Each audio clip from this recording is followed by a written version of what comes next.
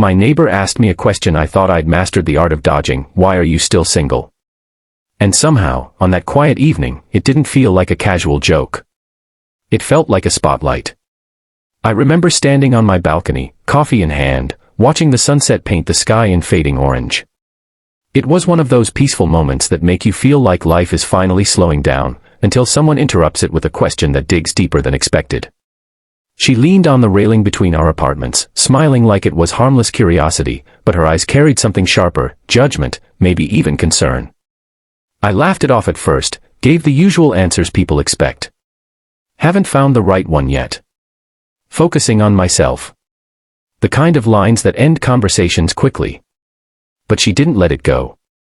No, she said gently, I mean really, why? That question stayed with me long after I went inside. Because the truth is, I didn't know the answer. I just didn't like saying it out loud. You see, being single wasn't an accident. It wasn't bad luck or bad timing. It was a decision I didn't even realize I had made. Years ago, I had loved someone in a way that felt permanent.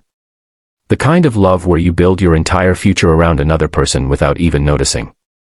We had plans, dreams, late-night conversations that stretched into mornings.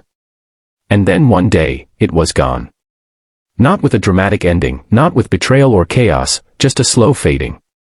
A quiet realization that we had grown into different people. That kind of ending doesn't give you closure.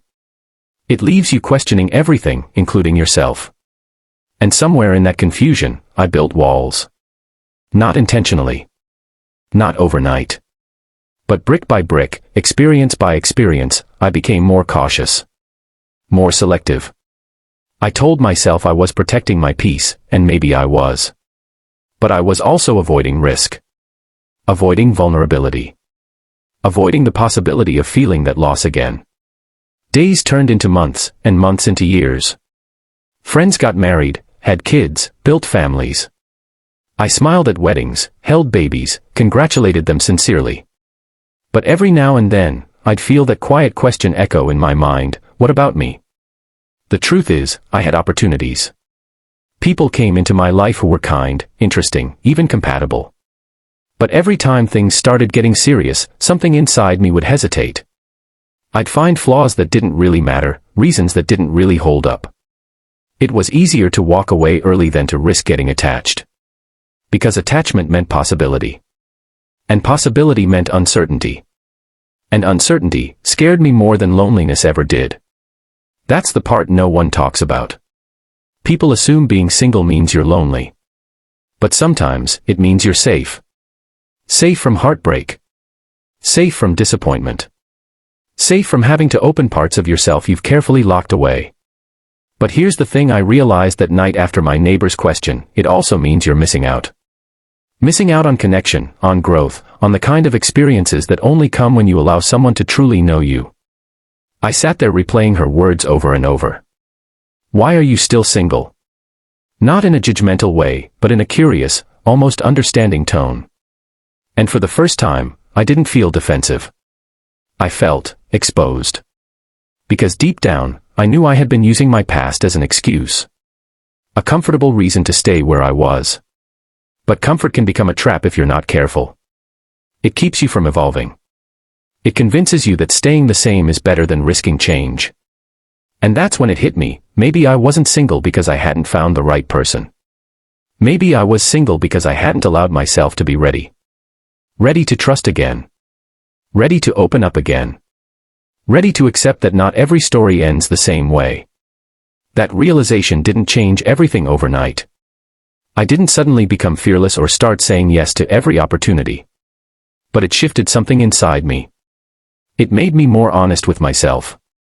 More aware of my patterns. More willing to challenge them. The next time I met someone interesting, I didn't run at the first sign of discomfort.